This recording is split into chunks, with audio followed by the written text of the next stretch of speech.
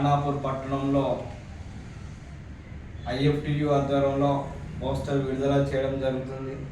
అదేవిధంగా 2 భారత కార్మిక సంఘాల సమాఖ్య ఐఎఫ్టియు ఈ నెల 18వ తేదీన కొత్తగూడెంలో విలీన సభ జరుగుతుంది.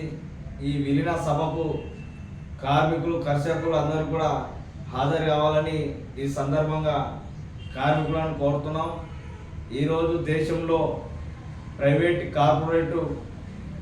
ప్రైవేటీకరణకు వ్యతిరేకంగా పోరాడాల్సిన అవసరం ఉంది. కార్మిక వ్యతిరేక విధానాలు అవలంబిస్తుంది. దీనికి వ్యతిరేకంగా ఉద్యమించాల్సిన ఆసన్నమైంది. అదేవిధంగా ఈరోజు కార్మిక సంఘం ఒక